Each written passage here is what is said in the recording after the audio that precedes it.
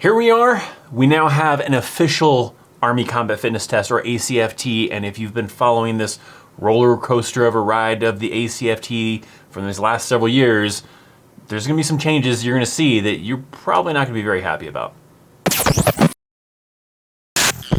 What's up, my friends? US Army veteran Christopher Chaos, and we are here. The official Army Combat Fitness Test standards and everything have been released on March 23rd, 2022, and we're gonna do a deep dive to make sure you understand all the new requirements, what is considered passing, what the timeline is, everything with that ACFT.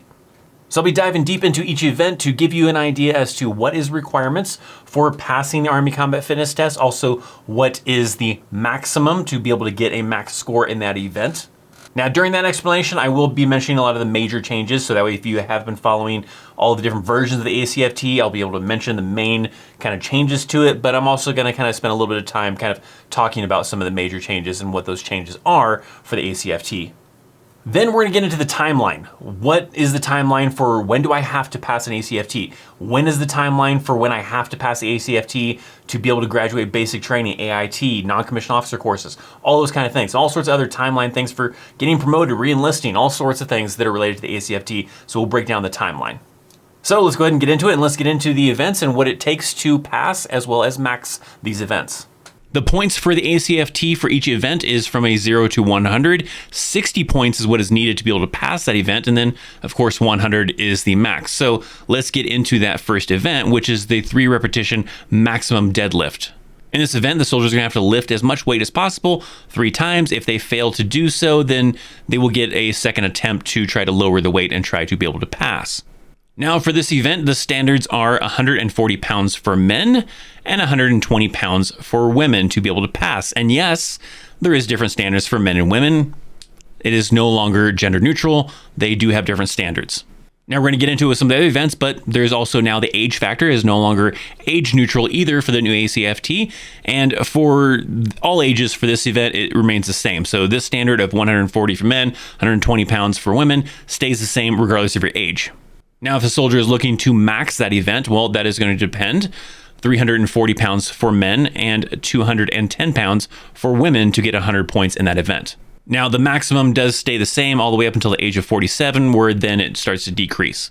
The second event is the standing power throw, where a soldier is going to have to throw a 10-pound medicine ball behind their head as far as they possibly can throw it.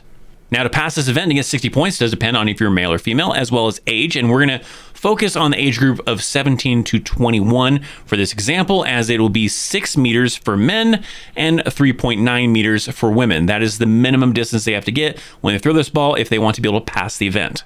If they're looking to max the event, well, that's going to be a little bit different. To get 100 points, men are going to have to get 12.6 meters and women need 8.4 meters.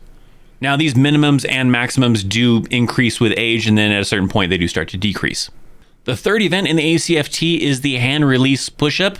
Soldiers will be given 2 minutes to be able to complete as many as they possibly can, and for this one, the standard is actually the same for both men and women and all ages for minimum, which is 10 hand release push-ups. So no matter what your age is, if you're male or female, you need to at least be able to do 10 in those 2 minutes.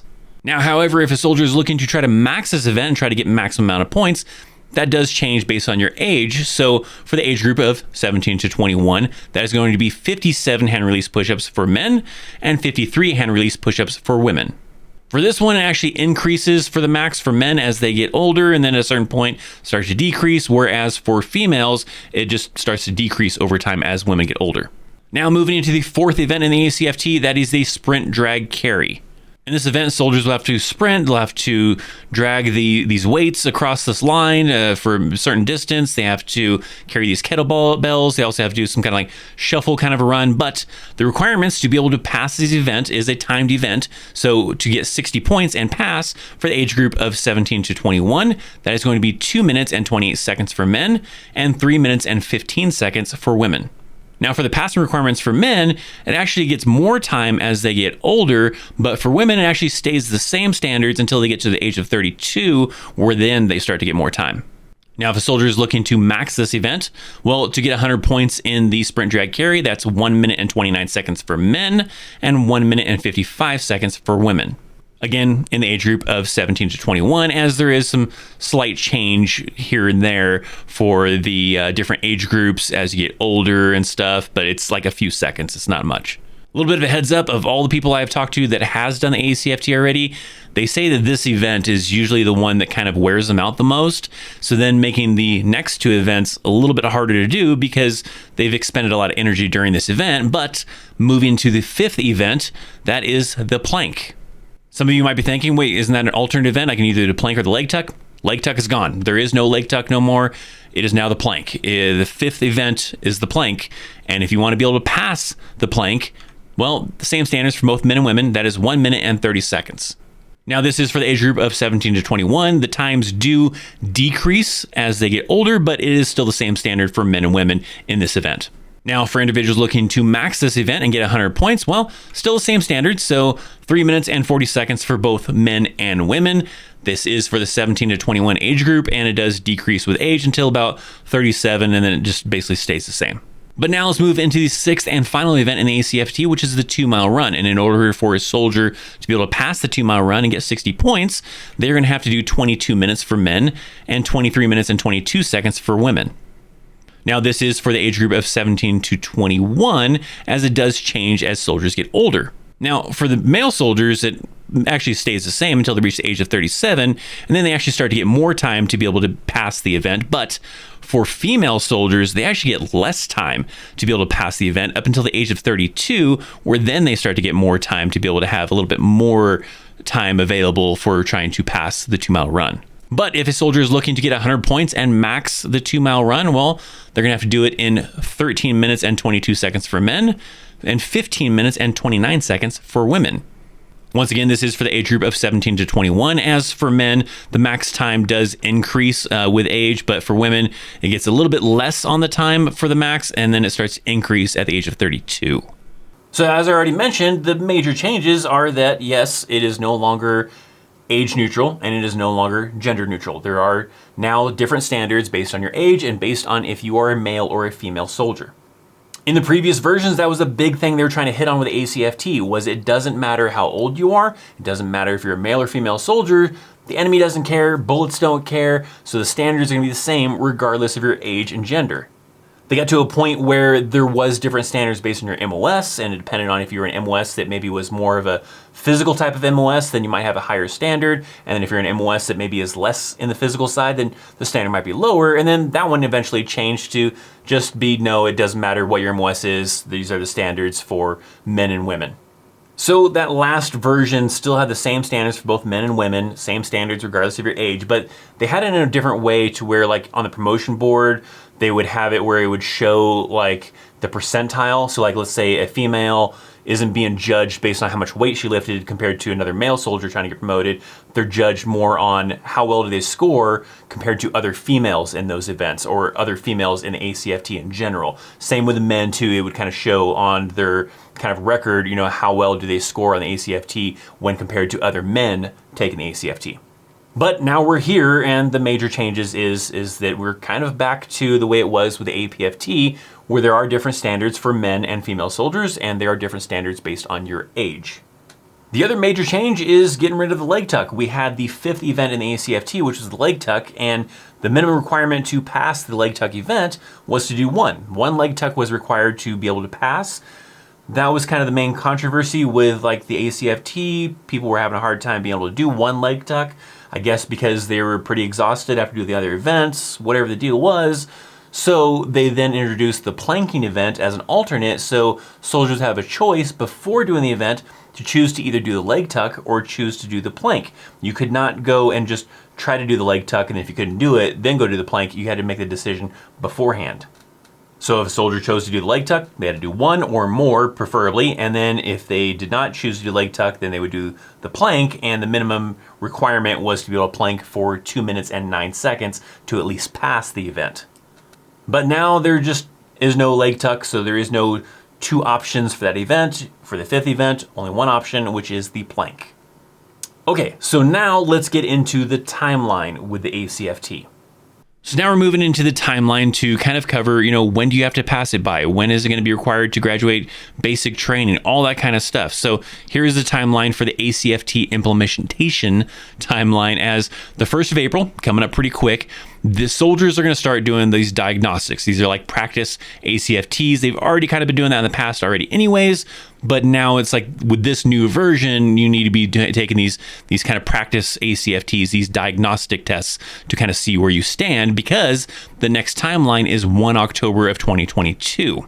1 October 2022, regular Army, which is active duty, and also active Guard and Reserves, the AGR, have to start taking the ACFT for record. So now, no more diagnostics unless you're just trying to kind of see where you're at, but now is when you're going to be start tested and it's going to actually start to count. Then as of 1st of April of 2023, so the following year, all the reserve components will have to start taking ACFT for record, but then also all active duty Army as well as AGR will have to have a record ACFT no later than 1 April 2023. So they have to have one that they've used to pass the ACFT in that time frame. For a reserve component, it's going to be a little bit longer, so reserve component soldiers must have a record ACFT no later than 1 April of 2024. Now, inside of the memorandum, which I'll link down in the description box down below, as well as the link to the whole grading criteria and everything, they outline a lot of information for this ACFT. And some of the stuff inside of there is like when it's required for like initial training. So getting into that first, for initial military training, which would be like basic training, OSIT, AIT, if your class is ending on or after 1 October of 2022, you have to pass the ACFT to graduate. So if you see that your graduation date for basic training, OSIT, AIT, whatever, is on or after 1 October 2022, that means that you're going to have to take an ACFT test during that time period while you're there during that training, and you have to pass it if you want to be able to graduate. This is the same no matter if you are Army Reserve, if you're a National Guard, if you're active duty, same standard. Now, for my individuals out there that are maybe going off to like, some professional military education, like they're going off to, try to go to the NCO Academy for making E5, making E6, whatever type of thing. For professional military education, starting on or after 1 October 22, you must pass to graduate. So if you're going off to that non-commissioned officer course on or after the 1st of October, that means that you're going to have to take the ACFT during that course, and you'll have to pass it in order to graduate. And that is also the same no matter if you're Reserves, National Guard, or active duty.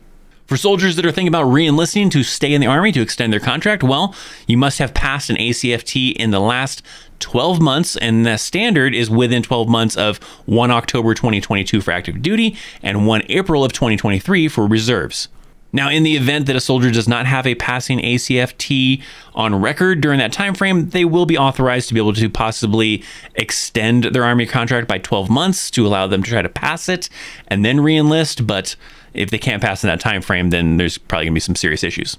Now, another kind of main key thing, too, that I noticed inside that memorandum is when it comes to points. So points for people that are trying to make E5, trying to make sergeant, trying to make E6 or staff sergeant. It's a little bit funky.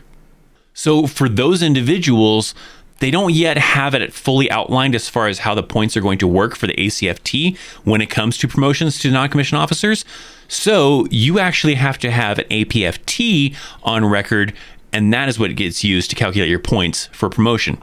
APFT being the old school Army physical fitness test, so the push-ups, sit-ups, and 2-mile run. So if you don't have one on record, then I guess you just have to take the old test to be able to get points to try to get promoted for E5 or E6. So that's a little bit weird. And that will be something you'll have to do all the way up until the 31st of March, 2023. Because in the memorandum, it actually outlines that on effective of 1 April 2023 is when they will have the new point standards out for the ACFT.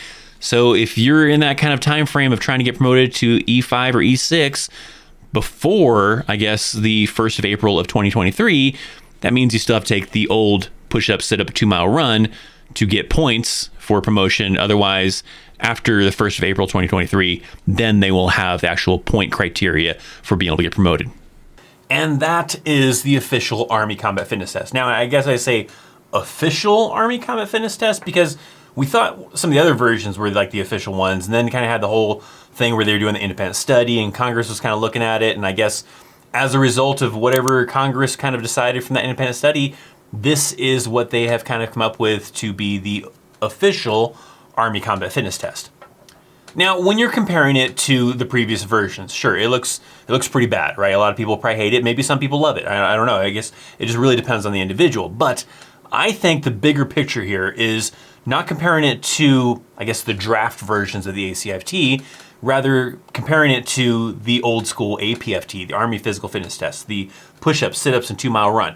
So if we compare this ACFT to the old APFT, I feel it's an improvement. So some of you may disagree when comparing it to previous versions of the ACFT, but I feel like that's not the proper way to look at it. I think the proper way to look at it is comparing it to the APFT, the push-up, sit-ups, and 2-mile run, with this new 6-event one. And when you're just comparing it this way, I feel like this is better than that 3-event APFT. I did kind of like the idea of it not mattering if you're male or female, not mattering if you're 18 or 30 years old, but I don't know. I'm not, an expert on these things, and maybe from that independent study and the research they found that was not a good idea. I'm not that kind of an individual that knows all the ins and outs about, the biology and why this might be a better way or not a better way, but I guess we just have to go off of what that study kind of came out with and take their word for that this is the best way to do it, I guess. Now, I guess if you are someone who is really well knowledgeed on biology of the male body and the female body, then maybe you can elaborate better as far as if this is good or bad. But otherwise, the rest of us, we're just kind of going off of our own opinion, and maybe our own opinion doesn't match up to science, I guess. But all that aside, I still think it's still better than simply just judging a soldier's physical fitness abilities based on how many push-ups they can do, how many sit-ups they can do, and how fast they can run a 2-mile. But what are your thoughts down there? I know some of you are angry, some of you probably don't care, and some of you maybe are happy with these changes, but I would like to hear about it down in the comment section down below, so make sure you drop some comments down there and leave a like on the video.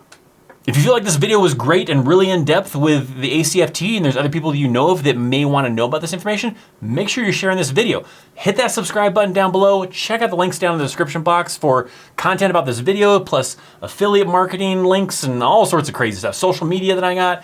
Thanks for hanging out. If you want to check out some more videos, I got some more videos pop up on screen. I'm Christopher Chaos. I'll see you next time. See ya.